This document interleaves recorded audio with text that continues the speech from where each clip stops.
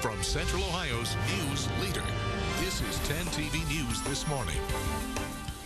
And next, if you went over your budget for the holidays, learn ways to get back on track and not repeat the same mistakes next year.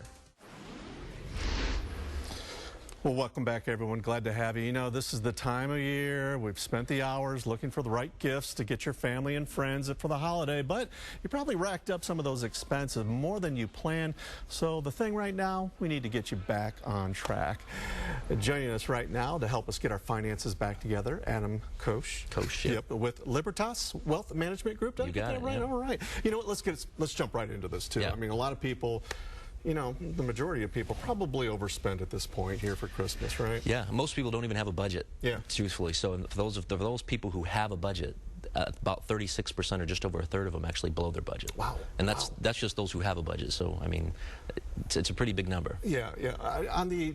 We're talking about spending over. I mean, what are we talking spending here in terms of? I mean, the 2014 study said that the average shopper spent about $750.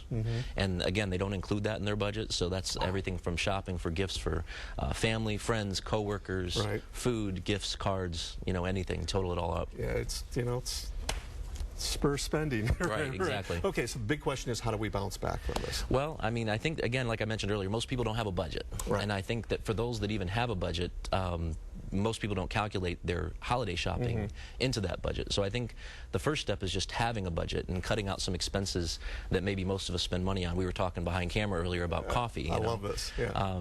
You know, the average person spends about $90 a month on coffee alone. Average person spends about $100 a month on fast food, $300 a month on going out to eat after work.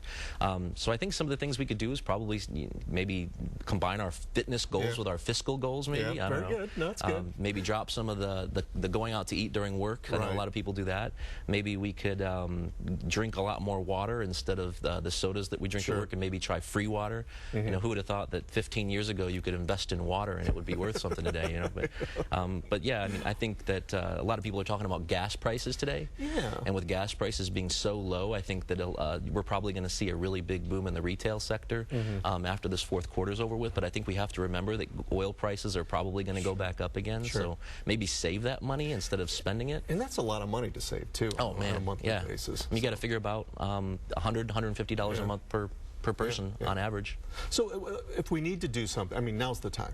Yeah. You know, how do we, you talk about some of the things that you can put back and save, but I mean, how do you really discipline yourself? What do you do to start for the new year? I hate to sound like such a cliche, but really, so much of it is having that budget and putting it down on paper, you know, having a spreadsheet or something so simple as just literally an Excel spreadsheet, or if you're not an Excel person or computer savvy, maybe having just a piece of paper down.